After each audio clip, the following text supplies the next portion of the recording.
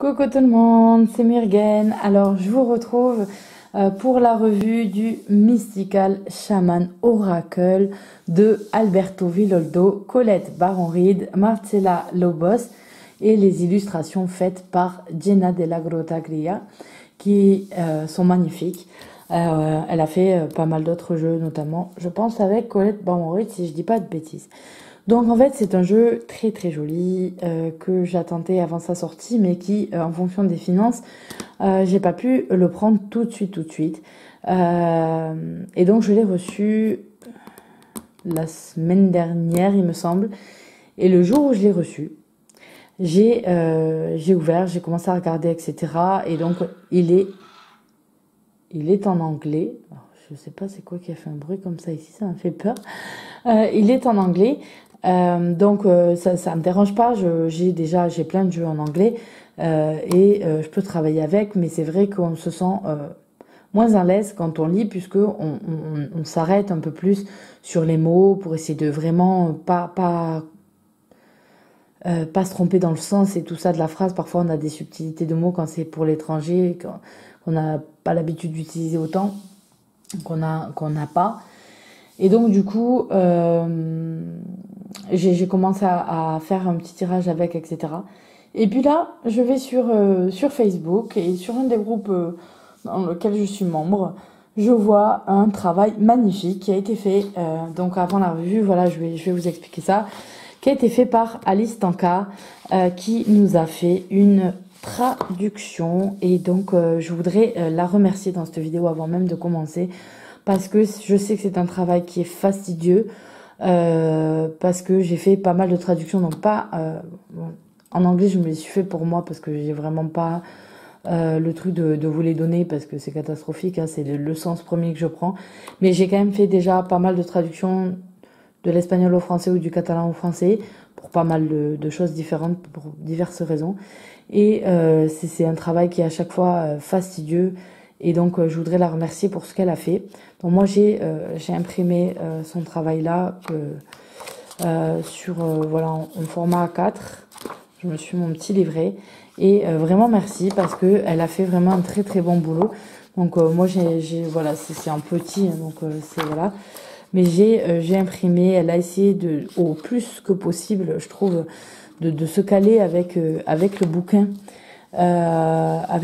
Donc j'essaierai de vous mettre le lien en bas pour que vous puissiez aller le chercher sur son blog et en même temps faire la connaissance avec elle. Pour ceux qui connaissent pas, elle a une chaîne YouTube, elle a un blog, c'est pas la première fois qu'elle traduit un jeu, donc vraiment super, merci. Et puis ceux qui connaissent pas, je vous conseille d'y aller.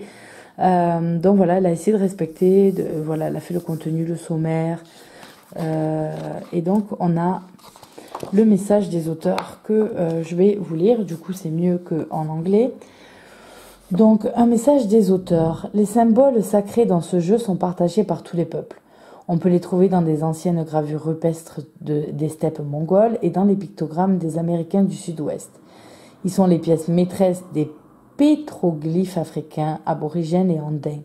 Ils sont le cœur de la sagesse collective de l'humanité. Nous avons tous les trois consacré nos vies à étudier les anciennes traditions de la sagesse et des pratiques divinatoires. Ces enseignements nous ont permis de nous guérir et de trouver l'amour et la compassion pour les autres. Ils nous ont aidés à comprendre le fonctionnement interne du destin et comment l'avenir se déroule à travers tous et chacun de nous. Un jour, alors que nous partagions un thé parfumé au jasmin à l'Institut Omega de New York, nous avons découvert que nous partagions le désir de faire un guide de l'ancien art divinatoire chamanique. Un oracle pour le monde moderne. Nous voulions créer un oracle sacré qui pourrait aider tout le monde à l'utiliser pour façonner un destin riche et significatif en ces temps de grands changements. Parce que le jeu est un mélange de sagesse mystique et chamanique, nous avons décidé de l'appeler Mystical Shaman Oracle pour honorer toutes nos idées spirituelles et nous rappeler que l'unité est la vraie nature de toute chose. Le graphisme éblouissant est fait par Jenna Della Grottaglia, qui a trouvé en son cœur comment capturer et porter l'essence des symboles antiques que nous avons choisis. À travers son art, les symboles intemporels ont été mis en scène pour vous parler. Nous espérons que vous recevrez des messages riches et utiles du Mystical Shaman Oracle. Ce fut un honneur et un privilège de faire partie de sa naissance. Donc voilà, et ensuite vous avez une introduction faite par Rainer Maria Rilke, Donc voilà, vous avez vraiment pas mal de choses. Comment travailler avec ce jeu, la loi des synchronicités, la double proposition de l'oracle. On vous propose plusieurs tirages, tirage en une carte, tirage en 3 cartes. Les trésors cachés dans la roue médecine, qui est un tirage en 4 cartes. Et ensuite, vous allez avoir les explications des cartes, toujours en 3 temps. Le nom de la carte, ensuite l'essence de la carte, ce à quoi la carte vous invite, et le rôle médecine en fait de la carte. Donc voilà. Alors on va passer au jeu à proprement dit. Hop là. Donc c'est une boîte qui arrive, une très très belle boîte, une grosse boîte. Voilà, c'est vraiment une grosse boîte. Voilà. Dans quoi on a les oracles d'habitude. Je sais pas comment on le voit. Ouais, voilà. Donc voilà, c'est une boîte qui est quand même plus grosse. Et donc ça c'est une couverture de présentation. Donc on est chez House Publishing pour cet oracle là. Donc on a ça qui est en fait la fiche de présentation. Vous savez, comme quand vous achetez des gros bouquins qui viennent de sortir, etc. Vous avez la couverture. Et donc vous avez une boîte qui est aimantée là sur le côté. Donc un peu le style de boîte, qualité de boîte qu'on trouve aussi chez Rockwood Publishing. Et voilà, vous avez quelque chose de joli. Ça s'ouvre vraiment comme un livre. Il est vraiment... le packaging, en fait, est vraiment travaillé. Et ça donne envie, quoi. Donc vous avez ici écrit... c'est quoi? La couleur un peu dorée, non? Enfin, je sais pas, un peu marron, voilà. Avec une jolie écriture. Voilà, un petit message. Puis vous allez avoir le livre, là. À l'intérieur, donc ce petit fil qui vous aide à le sortir, et là vous avez le deck. Donc pour le livre, vous avez vraiment quelque chose de sympa, on dirait vraiment un livre, alors vu la taille et quand vous avez cette couverture comme ça, on dirait un petit peu les livres que vous achetez quand vous êtes ado, etc. Ils sont assez bien faits et vous avez une assez bonne qualité, voilà, au niveau du livre, avec à chaque fois une présentation de la carte et puis la signification sur les côtés. Mais comme on a vu un petit peu comment c'était fait en français, on va laisser le guidebook maintenant de côté pour s'intéresser. Donc on a ce fil comme ça et hop, on le tire ici pour sortir le deck. C'est vraiment trop génial quand ils pensent à faire des trucs comme ça, au lieu de galérer avec une boîte. Et là, ce qui est bien, c'est qu'on n'a pas les cartes qui sont laissées dans la boîte. Elles ont elles-mêmes leur propre boîte avec un... Vraiment, si je tape sur ma bague, je vais me faire mal. Ça, c'est pas très intelligent. Et donc, voilà, vraiment avec un truc en dur. Tac, ça glisse super bien. On a un petit The Chords écrit dedans. C'est vraiment travaillé comme packaging. C'est super joli. Là aussi, on vous met une petite... Ah, mais moi, c'est la cata. Hein. Je vous fais ça à toutes les vidéos. Cela fête. Sauf que celles-là sont pas perdues. Je savais qu'il y en avait 4. Ah là là. Là là, Audrey, tu fais n'importe quoi. Vous avez vu, je suis une calamité. Mais je suis comme ça dans ma vie de tous les jours. Hein, vous le voyez, très nature. S'il y a un truc sur un chemin ou quoi qu'il faut pas se prendre, vous pouvez être sûr que vous passez derrière moi, il vous arrivera rien. Je vous assure. La calamité, c'est moi. Et donc voilà, on a des très très belles cartes. Donc là, ce n'est pas coloré, mais vous avez les cartes vraiment sont sublimes. La qualité, j'aime bien. Pardon. Et j'adore les couleurs utilisées pour le dos des cartes. C'est magnifique. Alors, c'est un jeu qui, quand je vois le derrière, en fait, me fait réellement penser à l'automne. Il a vraiment des couleurs automnales. Il est superbe. Il est vraiment superbe. Voilà. Et donc, on a après les cartes qui sont aussi de couleur mat, pas du tout brillante. Et ça, j'aime bien, dans le sens où, quand on fait ça, avec nos doigts, quand on s'en sert normalement, si je le mets à la lumière, je vois rien. Alors que quand c'est un petit peu trop brillant, ça laisse des traces. Mais bon, voilà. Donc, c'est pas dans l'ordre, je m'en suis servi. Vous allez avoir différents thèmes, du coup, de symboles dessus, comme c'était expliqué. Donc vous avez le numéro de la carte qui est dessus, qui est noté.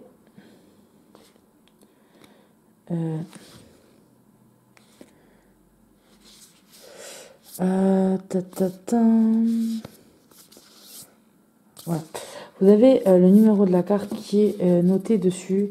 Vous avez ensuite une couleur qui est utilisée ici au niveau de la carte. Et il me semble, si je dis pas de bêtises, que ce n'est pas traité là-dessus. Vous n'avez pas d'explication.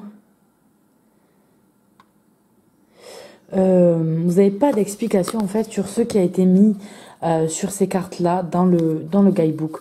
Mais si je dis pas de bêtises, voilà. Là, on a un symbole, vous voyez, avec une couleur. Donc pour moi, quand je vois ça, j'ai le symbole de l'eau. Hein. Quand j'ai le triangle à l'envers, pour moi, c'est une coupe. Il s'avère que du coup, ça collerait pas avec la couleur qui est là. Donc je me dis que c'est plus pour faire joli qu'autre chose.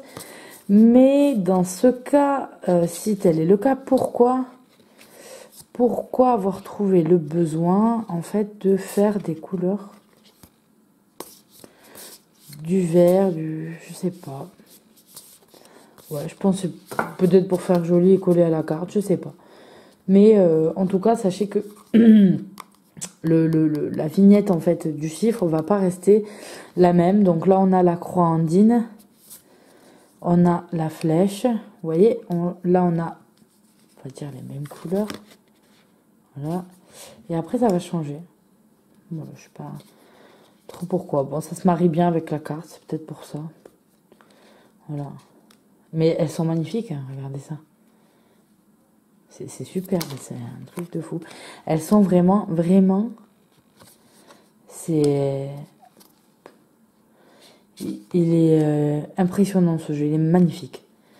Vraiment, ils nous ont sorti un truc là, ça casse du bois.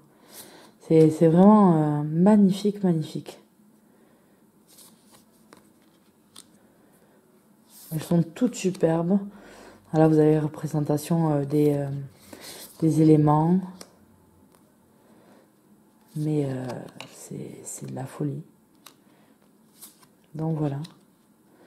L'enfant, le cercle, le jaguar. Je sais pas ce que vous en pensez, mais vraiment moi ce jeu me plaît énormément.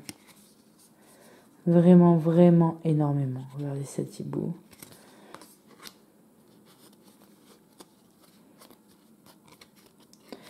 Elles sont assez épaisses les cartes, elles sont mat, je sais pas, elles gênent pas, la taille est nickel. Elles sont grandes en fait, sans être trop grandes, trop larges en tout cas pour un jeu, pour un oracle, etc. Donc du coup, je trouve que vraiment elles sont vraiment top. The Rainbow, faiseur de pluie.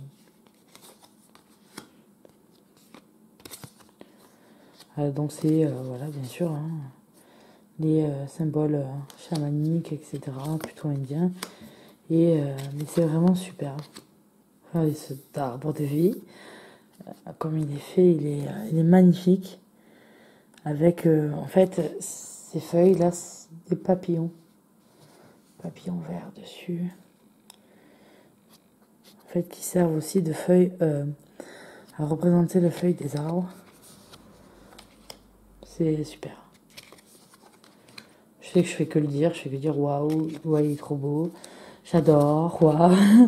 Mais c'est vrai, il est vraiment magnifique. C'est des couleurs, voilà, pour moi c'est des couleurs qui sont tout à fait automnales, etc.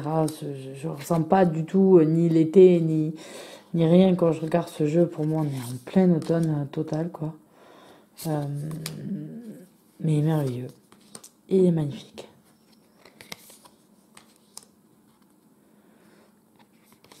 Le feu. Ces illustrations qui ont été faites. Ensuite, après, tout est dans le livre, dans les symboles qui ont été choisis dans l'explication, qui en est fait, etc., comment on le ressent, puisque parfois il y a des symboles qui, même si on en a entendu parler, etc., c'est quand même assez étranger à notre culture, en fait, nous en Occident. Donc du coup, c'est vrai que avoir le livre qui nous explique le symbole, qui nous raconte un petit peu l'histoire de cette carte, ça nous permet de nous en imbiber et mieux travailler cet oracle, voilà, qui est vraiment super beau. Alors que bon, certains, oui, effectivement, on comprend un petit peu ce qu'il en ressort. Le corbeau, le sorcier, le vent, le chasseur et le chercheur. C'est voilà pour ces cartes du jeu. C'est une tuerie. Voyons, on va prendre une comme ça au hasard, juste pour voir le guidebook, vous voyez ce qu'il vous dit, etc. Avec servir du beau travail d'Alice. Voilà, il faut absolument que je pense à vous mettre, si vraiment j'oublie de vous mettre le lien d'Alice en bas de la vidéo, mettez-moi-le en commentaire. Les commentaires, parfois, j'ai pas le temps de vous répondre, mais je les lis tous. Et donc, du coup, ça me permettra de me dire, ah oui, effectivement, je dois le faire, etc. Et vous le mettre assez vite. Donc voilà, on va, hop, et on prend la dernière, comme ça. On a le chasseur, carte 27. Alors, qu'est-ce qu'on nous dit pour la carte 27, la carte du chasseur? Regardez. Alors, le chasseur, carte 27, l'essence de la carte. Avant l'aube de l'agriculture, nous chassions dans les forêts pour nourrir nos proches. Le chasseur ne prend jamais plus que ce dont il a vraiment, que ce dont le village a besoin pour survivre, prenant souvent une seule créature, la bonne prise. C'est un maître pisteur qui sait quel chemin suivre pour trouver le succès. L'invitation. Comptez sur vos propres compétences pour traverser l'épaisse forêt où vous vous trouvez pour atteindre votre destination. Vous devez suivre les traces laissées par l'esprit pour mériter votre bonté qui est déjà prête et qui vous est offerte. Ne suivez pas les plans dessinés par les autres, car ils ne vous mèneront pas à la vérité. Au lieu de cela, devenez le cartographe, trouvez votre boussole interne et utilisez tous vos sens, y compris votre sens commun, la médecine de la carte. Ne vous contentez pas de la piste de chasse, ça peut être toxique. Faites attention à ne pas devenir la proie de vos désirs et fantaisies. Souvenez-vous de ne pas en vouloir plus que nécessaire, que vous n'êtes pas guidé par une ambition débridée. C'est bon de rentrer à la maison les mains vides. Donc voilà, donc on comprend en fait que le message de cette carte, puisque on n'a pas de mots-clés dans le guidebook, le message de la carte en fait du chasseur, c'est dans la vie, assurez-vous de réellement avoir besoin de ce que vous voulez, de ce pourquoi vous allez aller vous battre, aller chercher, de ce pourquoi vous allez travailler. Est-ce que vous avez réellement besoin de ça? Si oui, vous en avez besoin et que c'est juste pour remplir votre besoin, etc., foncez. Maintenant, si c'est pour en avoir plus et trop, en fait, vous aurez pu vous contenter d'un peu moins et pour être tout pareil, heureux de la même façon. Voilà. Et le fait de prendre plus, ça n'est pas bien. Voilà, c'est comme ne pas avoir les yeux plus gros que le ventre, un petit peu. On peut avoir la même idée quand on est petit, où nos parents nous disent, est-ce que tu es sûr que tu vas manger déjà ça pour en vouloir encore? Voilà. Donc c'est un petit peu le message de la carte, mais je voulais vous montrer un petit peu comment c'était rédigé, comment c'était fait, etc. Parce que c'est vrai que comme il y a des symboles qu'on ne connaît pas très bien, on a tendance à vouloir quand même aller, puisque c'est des cartes qui montrent des symboles. Donc parfois on peut avoir une idée, mais pour certains symboles, moi personnellement en tout cas, je vais me rapprocher du guidebook. Maintenant, si la façon dont le guidebook est rédigé ne vous convient pas, ne vous fait pas ressortir l'idée de la carte, etc. Je pense que du coup, vous avez un très beau jeu, mais vous aurez du mal à vous en servir. Et ça serait peut-être dommage, parce que c'est un jeu qui est pas donné, qu'on retrouve souvent maintenant de plus en plus en rupture de stock. Même sur des gros sites de vente, des grosses librairies, etc. On le trouve en rupture. Donc du coup, voilà, je me dis si vraiment vous galérez pour l'avoir, pour pas en fait, pour que vous soyez déçus, c'est dommage. Donc voilà pourquoi je voulais vous lire un petit peu comment était rédigé le guidebook. Donc voilà pour ce jeu, je sais que je vous ai dit qu'il était merveilleux, magnifique, extraordinaire, super, mais c'est ce que vous voulez. C'est pas grave, je regrette pas parce que je le pense vraiment. Donc voilà, vraiment, vraiment, je l'adore. Il est magnifique, je trouve il est très classe. Il a un packaging magnifique, les cartes sont superbes, la qualité des cartes est bonne. J'aime la façon dont c'est rédigé personnellement. Ça nous transporte, ça nous fait voyager. Donc voilà, j'adore. C'est vraiment mon chouchou. C'est mon chouchou du moment en tout cas. Depuis que j'ai reçu, je vous ai dit ça faisait qu'une semaine, mais ça fait une semaine que du coup je prends le temps, je prends des cartes. Si vous en avez vu tomber parce qu'elles étaient dans l'autre sens, donc elles ont glissé plus face à face. Parce que voilà, c'était les 4 cartes que j'avais sorties, pas pour un tirage forcément, mais parfois je sors 4 cartes et je m'intéresse à lire la carte, etc. au hasard. Puis après je les remets, puis je retravaille sur autre chose, puis voilà, pour que ça me parle un petit peu. Donc voilà comment je m'en sers pour le moment, tout en ayant déjà fait quelques tirages avec. Donc voilà, je vous fais à tous de gros bisous et je vous retrouve très bientôt. Ciao ciao.